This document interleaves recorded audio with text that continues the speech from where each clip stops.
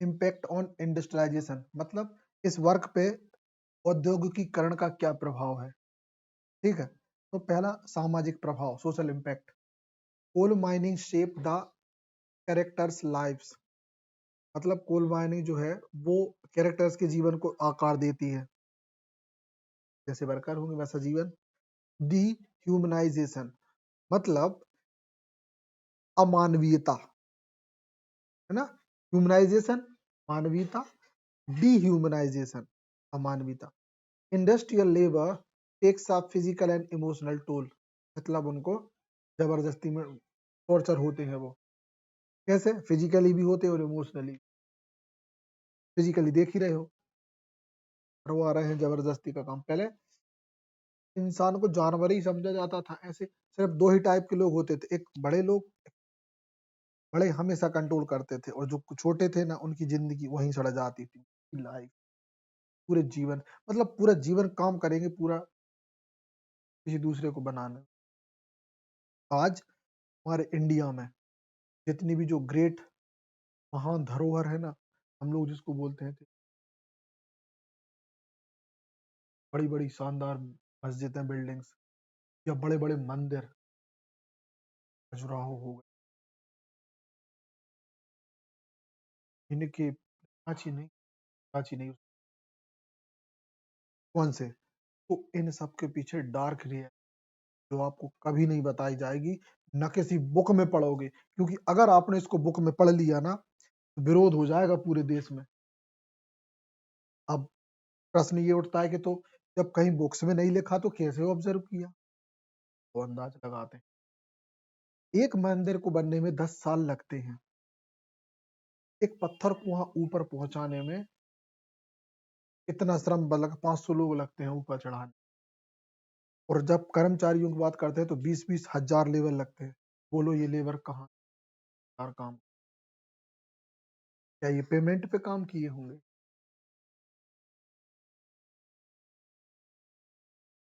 ये लेबर्स मालूम है, ये गुलाम है ये सब, या हमारे इंडिया के वो वर्ग जिनका सिर्फ एक ही काम होता,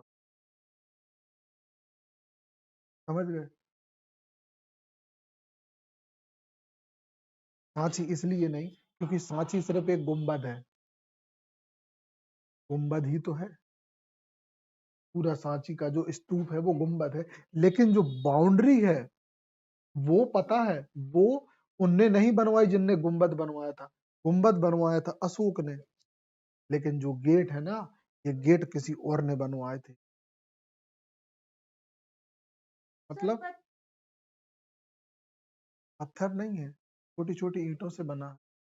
अपन हाँ, अपन 2-4 लोग ही बना देंगे उसको, इतना आसान है, 1 महीने के अंदर बना देंगे।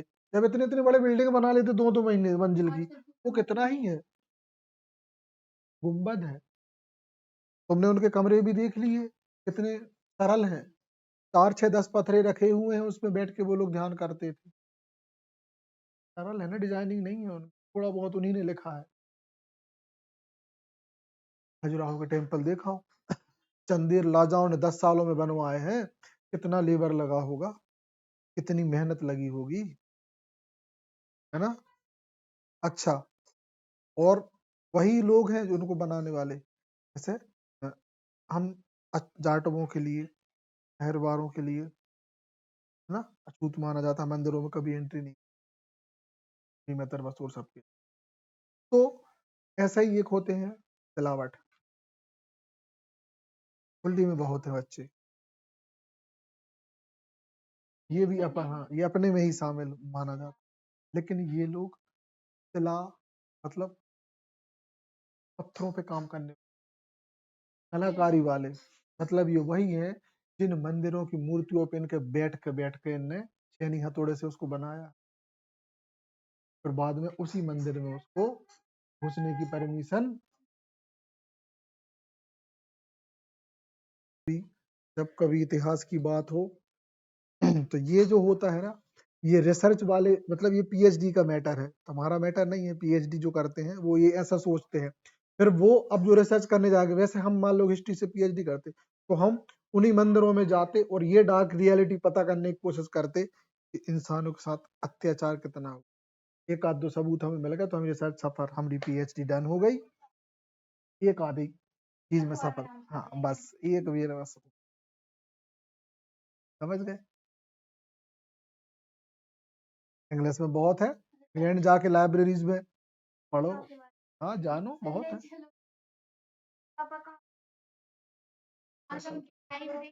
उनके जो फैक्ट कभी किसी ने नहीं बताए वो फैक्ट तुम बताओ। शेक्सपियर पे तो बहुत पीएचडी हो गई। हाँ ये टॉप किसी एक आध राइटर। हाँ हाँ एक को भी पकड़ लो, ठीक है। अभी तो तुम लोग एक और पढ़ोगी, सिल्विया प्लाथ। सिल्विया प्लाथ, हाँ फीमेल, अभी उनको पढ़ोगी, है ना। उनको पढ़ के तो तुम्हारा दिमाग ही चकर आ जाएगा, तुम कहोगे कि ये भैया भाई तो कहा थी। मतलब ये वो है जिनने यंग एज में सुसाइड किया है, मगर इतना शानदार लिखा है ना, ये समझ लो कि जॉन कीट्स समझ लो इन्हें। सुसाइड भी कैसे किया, हस्बैंड से डिवोर्स हुआ, ने उसको छोड़ दिया, मतलब हस्बैंड ने इनको छोड़ दिया, इनने भी कुछ समय लिखा उसके बाद सुसाइड कर लिया।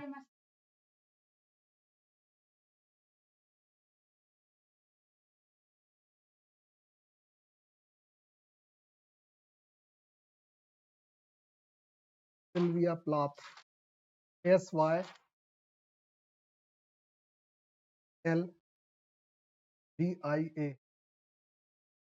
देख लेना स्पेलिंग ना, प्लाथ, प्लाथ PLATH,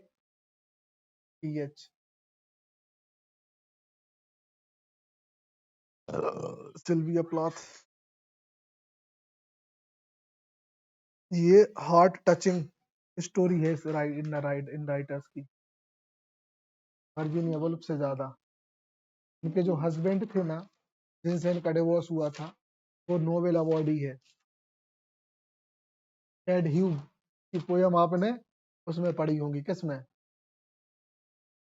नहीं, आपके स्कूल के सिलेबस में टेड ह्यूग बच्चों पे चिल्ड्रन नोवेल्स लिखता है, वो चिल्ड्रन नोवेल्स नहीं, चिल्ड्रन पोयम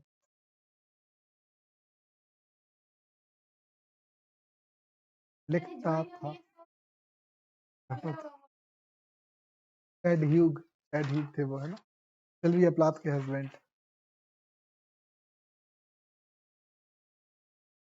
कुछ नहीं, बताओ बताओ, वो क्यों करेगा, बहुत कुछ है जानने लायक लिटरेचर में। वो तो उनका डिवोर्स पहले ही हो गया था। ये सब सनकी होते हैं राइटर्स का, पता नहीं कौन कब का करे। राइटर्स एक प्रकार के सनक में ही जीते हैं, कुछ ठीक हो सकता है, कहानी ही है ना। मतलब स्टोरी ट्रेजिक हो सकती है, उल्टी ट्रेजिक हो गई है ना। टेड ह्यूग ने इनको तलाक दिया, और उसके बाद, हालांकि दोनों ही आज फेमस राइटर हैं, वो साइकोलॉजिकली मतलब वो सेंसिटिव लिखती थी, और ये चिल्ड्रंस पे, और खुदा ही ने सुसाइड कर लिया, तो ये भैया बच्चों पे लिखता था, किसको क्या ही कह दो ना, किसी को जज करना किसी वो नहीं है ना। छोड़ो, हम लोग वापस डिह्यूमनाइजेशन पे आते हैं, ठीक है ना, जो गलत हुआ उस पर बात थी। Now come to the next point, critic of society. Lawrence critics the loss of connection to nature. मतलब लॉरेंस के जो क्रिटिक बोलते हैं, वो बताते हैं कि जो नेचर से जो कनेक्शन होना चाहिए ना, उसका लॉस है, मतलब इस एज में लॉस था। इंसान नेचर से कनेक्ट नहीं हो रहा था, इंसान सिर्फ मशीनों से कनेक्ट हो रहा था। इंडस्ट्रियलाइजेशन में तो यही होता है। इतनी फैक्ट्रियां बन गई थी इंग्लैंड में, इतनी फैक्ट्री नहीं थी कि कहते थे,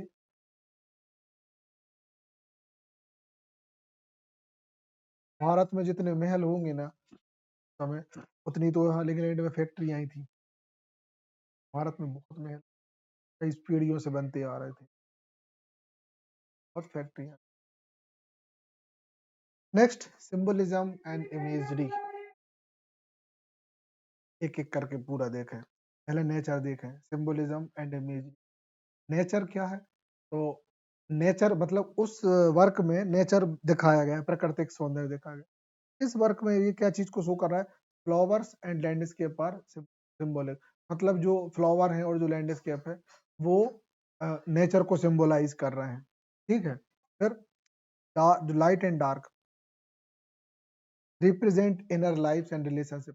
तो वहां पे जब नोवेल हम पढ़ते हैं ना तो पता चलता है कि दिन है कि रात है, अंधेरा है ना या उजाला है, माहौल कैसा बन रहा है, लाइट माहौल बन रहा है या डार्क माहौल। हमारे इसमें देखो डार्क माहौल कब दिखता होगा कि माँ उसकी डेथ होती, पिता नाटक करते हो ना। लाइट मतलब नॉर्मल माहौल।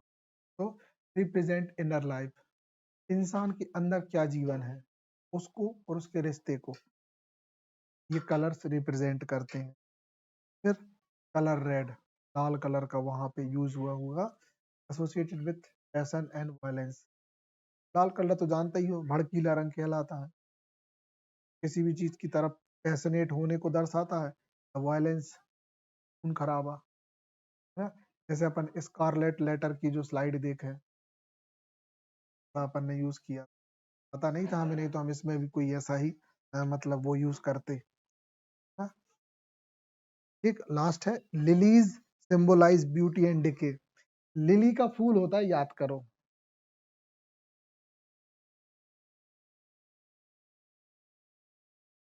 हाँ, पीला भी होता है, व्हाइट लिली भी होता है। लिली जासमिन जैसा दिखता है, एक ही खानदान के। तो lily symbolise beauty and decay, मतलब सुंदरता और फिर उसी सुंदरता का नष्ट हो जाना। डिके मतलब नष्ट होना, सड़ना, है ना। और ये सही है। ब्यूटी एक वक्त तक रहती है, उसके बाद आपको सड़ना ही है। रिफ्लेक्ट कॉम्प्लेक्स लव, तो जो लव की जो जटिलता है ये बताता है उसमें। मतलब उसमें लिली को भी, लिली के फूल का भी डिस्कशन, ये जिक्र हुआ है ना। ये बात तो सही है कि जीवन बहुत क्षणभंगुर है। कभी कभी हमें भी डर लगता है कि भैया लाइफ को जी लेना चाहिए यार, बहुत काम, सही में जी लेना चाहिए लाइफ। ये तो कब जिएंगे, एक बात क्या ही जिएंगे।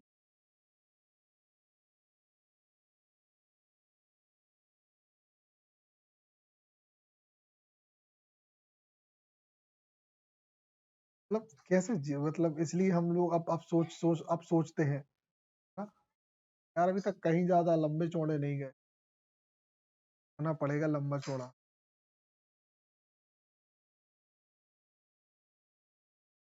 कि जीवन छोटा सा तो है ही।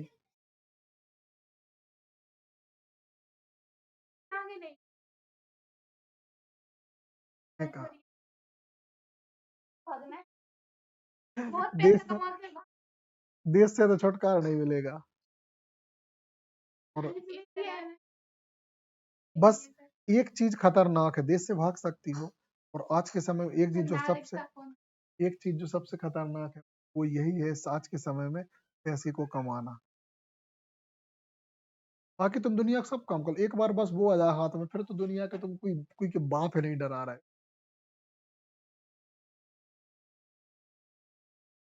ऐसा कमाना का आना बहुत टफ है। पूरी दुनिया लगी है कमाने में, लेकिन सक्सेस बस चुनिंदा होते हैं सक्सेस, है ना। हमें मोबाइल के शॉट मोटिवेट तो कर सकते हैं, लेकिन अडिग नहीं रख सकते। इंसान का उसी चीज पे अडिग होना बहुत कठिन है।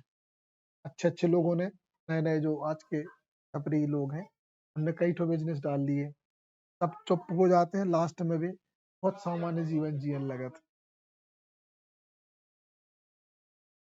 सीजन साफ है, बहुत टफ है। इसलिए एक बार तो जॉब के पीछे भगना पड़ेगा, पड़ना ही चाहिए सबको। और अभी तुम लोग का वही फेज है।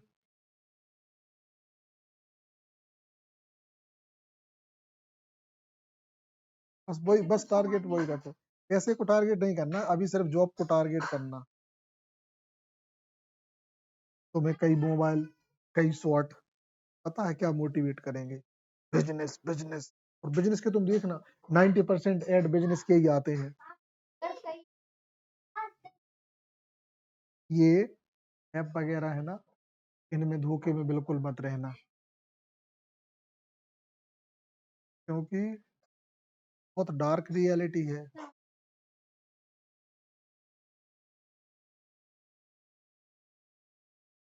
इवन इवन हम तो अब ये करने वाले हैं कि हमारा यूपीआई को हम हटाने वाले हैं, हमारे जो सैलरी अकाउंट है ना उस, क्योंकि मोबाइल में बहुत कुछ चलता रहता है, धोखे से कुछ गड़बड़ हो गई, बर्बाद हो जाएंगे ना। इम्पोर्टेंट जो सेविंग है ना, वो इफेक्ट हो जाएगी, करना पड़ेगा उसको।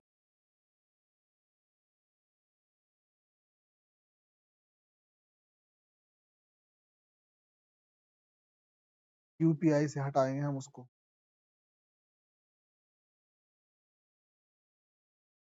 बहुत ज्यादा सच में खर्च हो जाए, क्योंकि हमें जीवन जीने के लिए रखना है। बाहर तो निकले, गर्मी में भगवान सब कुछ सही करे, एक ट्रिप तो लगानी है।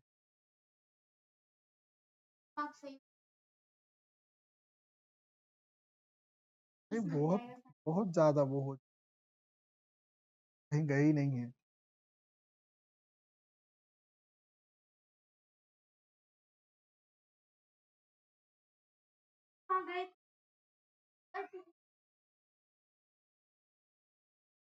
वो वाली फोटो रखी है, उसका उसकी कॉपीज बनवा लेना तुम लोग, बड़ी वाली एक तो। अरे हम उसको क्या बता दें, हम मड़वा ही नहीं पाए।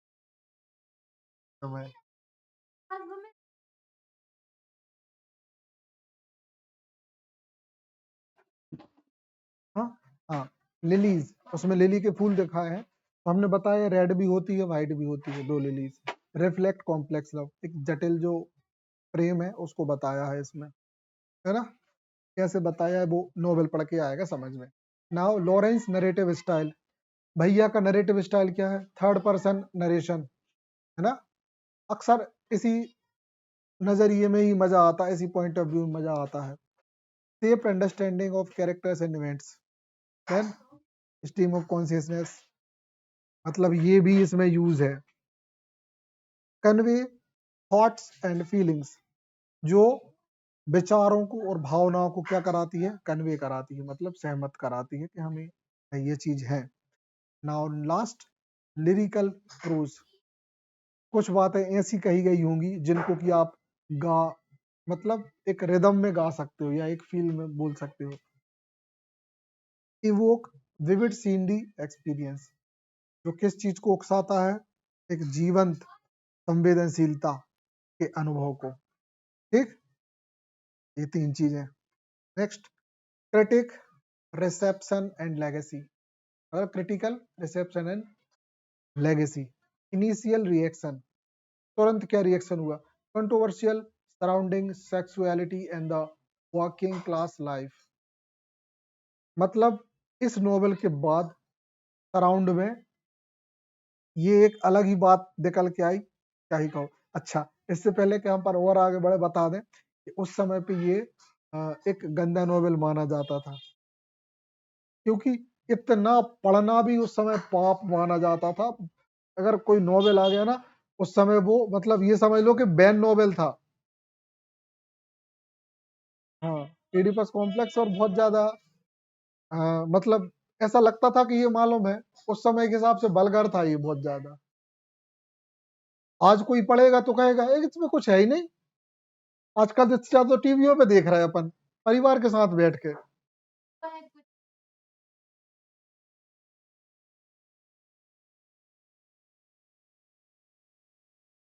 हाँ, हाँ, हाँ, ऐसे दो, एक दो नॉवेल है। हाँ, तो पहले इनको बहुत खतरनाक माना जाता था, अब ये हो गए। अच्छा, इनसे याद आया, ऐसे जो खतरनाक राइटर होते थे उस समय, आज के खतरनाक राइटरों में भी अपने सलमान रश्दी हो गए। ये लोग खूंखार राइटर हैं आजकल के, तो ये खतरनाक लिखते हैं। अरुंधति रॉय हो गई, ये आज खतरनाक लिखते हैं। उस समय के डीएच लॉरेंस खतरनाक थे, ये आज के। इनके नॉवेल अभी भी जैसे निकलते हैं ना तो दंगे हो जाते हैं। सलमान रश्दी का तो इंडिया में बैन नहीं है घुसना, तो मुसलमान कहे कि तुम आओ बेटा, हम तुम्हें एकदम बताते हैं, है ना। तो लंदन में रह रहा है बढ़िया मस्त, इंडिया नहीं आ सकता घूम के भी। और कोई इंडियन में ज्यादा गुस्सा आ गई लंदन में, अगर जिनको पा गए कहीं, तो बेटा मुर्जी बन जाए तुम्हारी। मगर बड़े राइटर हैं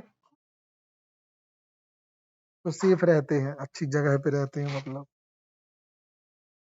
2008 में सलमान रश्दी ने सेकंड मैरिज की है। सर हमने देखा है अच्छे अच्छे जो लिटरेचर, मतलब ये जो है, इनकी लाइफ में बहुत तूफान चलता रहता है ना। बहुत तूफान चलता रहता है। कभी पता चला डिवोर्स हो जाए, कहो दूसरे दूसरी शादी हो जाए, कहो तीसरी शादी हो जाए, कहो कोई मर जाए, कहीं कुछ हो जाए। मतलब इनके साथ घटनाएं होती रहती हैं, अच्छी बुरी, और उन ही अनुभवों को ये लिखते रहते हैं, है नहीं। अच्छा, और एक और बात, इसी बात के अपोजिट में हम कहना चाहेंगे कि जितना भी अनुभव आज तक हम बुक्स में पढ़े हैं ना, जितना हम बुक्स में पढ़े हैं वो सिर्फ 20% है। 80% अनुभव तो आजकल आज तक दुनिया के लिखे ही नहीं गए। सोचो, मतलब कितने कड़े अनुभव रहे होंगे। हम 20% देख के ही कहते हैं कि और तो अभी होता है, 80% तो लिखे ही नहीं गए। कितनी बड़ी बात है ये। मतलब ऐसी ऐसी घटनाएं हैं जो लिखी नहीं गई। जैसे कि एग्जांपल हम बता दें, हमने कुछ टीवी सीरीज देखी हैं, ऐसी खतरनाक सीरीज देखी हैं कि जिनमें जो प्रोटैगनिस्ट है उसका पूरा परिवार ही खत्म है। हमारा कहानी के प्रोटैगनिस्ट भी खत्म ही है, तो कहानी कैसे लीड होगी आगे। लेकिन कहानी चलती है। तो पुलिस वाला है वो इन्वेस्टिगेशन में ही पूरी कहानी गुजर जाती है। देखो एक अलग ही जोन रहा है।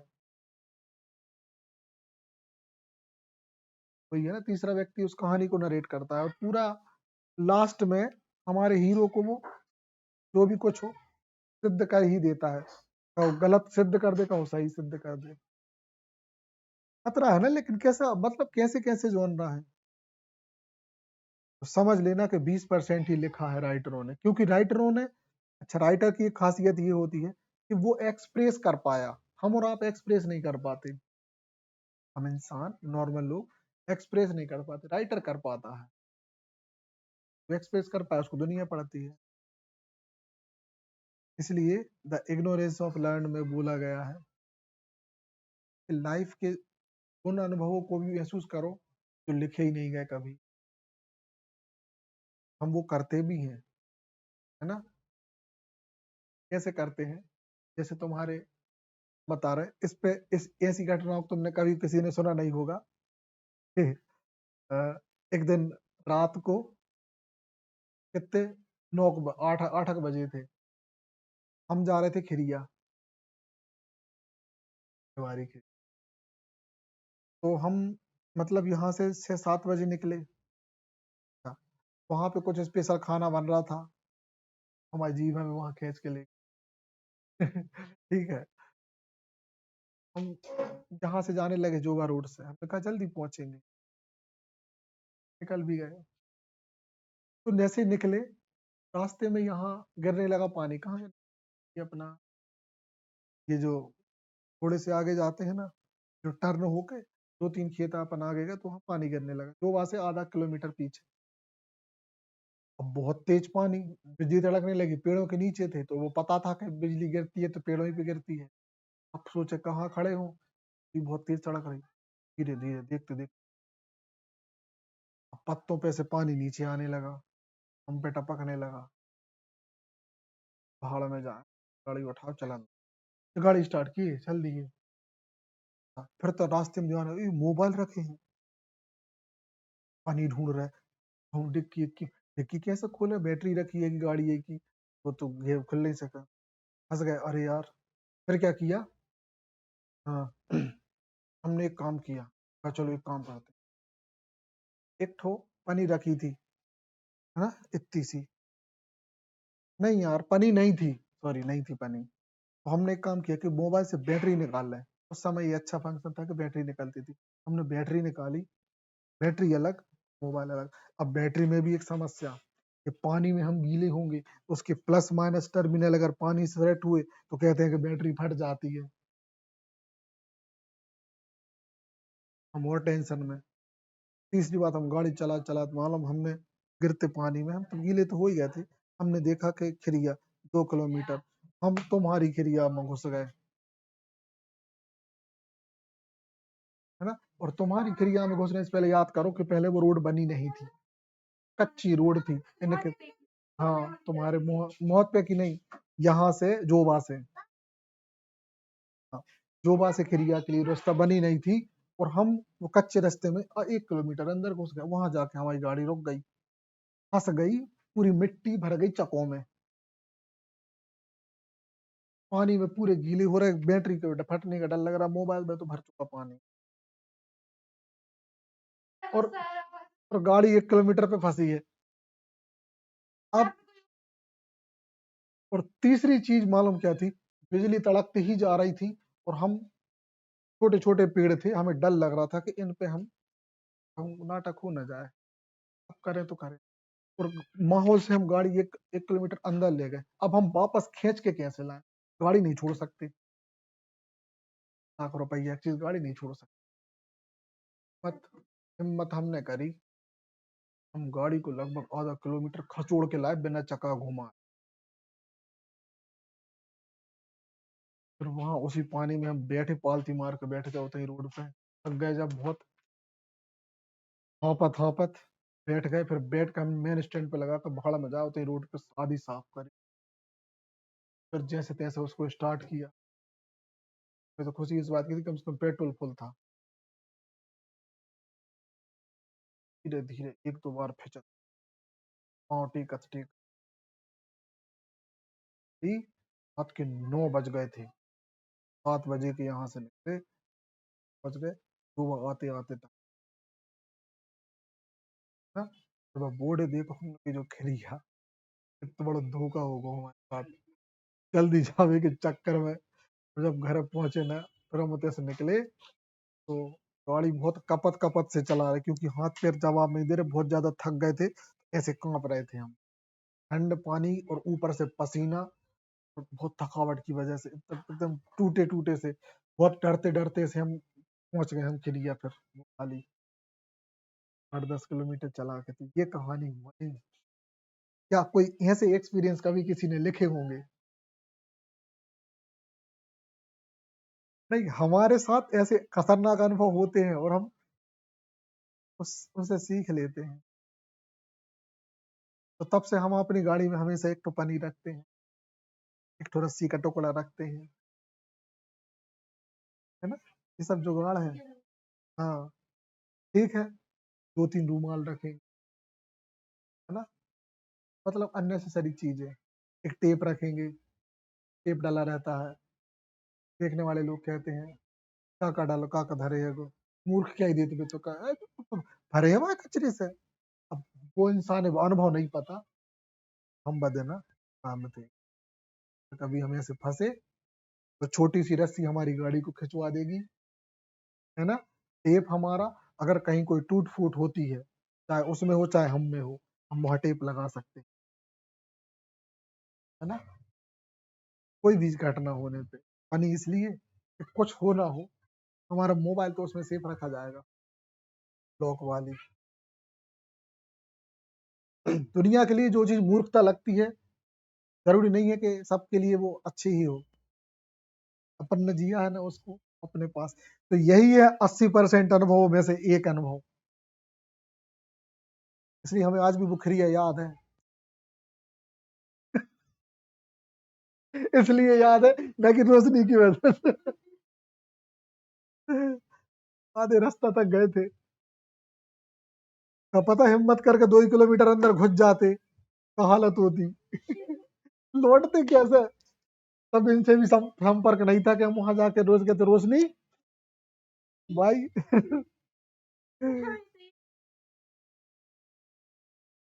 तुमने पक्की देखी है, हमने बहुत अनुभव जिए हैं। शादी के बाद एक की बात है और हमारी है, तुम्हारा तुमसे संपर्क होने के पहले की बात है और ये नहीं, शादी के बाद की यही गाड़ी फंसी थी।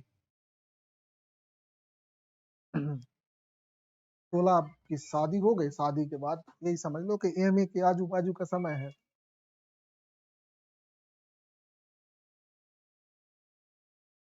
दबारे निकल रहे हैं। तो ये है अपना। इसलिए वो इग्नोरेंस ऑफ लर्न जो कहानी है वो बिल्कुल सही है। इसलिए तुम लोग भी कभी ऐसे तो नहीं फंसना, भगवान करे, नहीं तो क्या ही करोगी।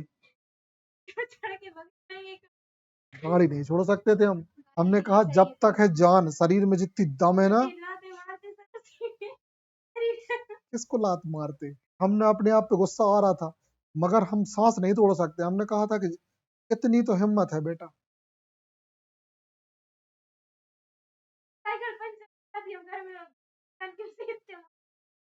हमें भी रोने को मन कर रहा था, मगर हमने कहा नहीं, गाड़ी बस नहीं छोड़ सकते हम। क्रिटिकल रिसेप्शन एंड लेगेसी में इनिशियल रिएक्शन, ठीक है, इस पे बहुत सारा वो हुआ। फिर मॉडर्न इंटरप्रिटेशन, आज के समय में इसका क्या इंटरप्रिटेशन है?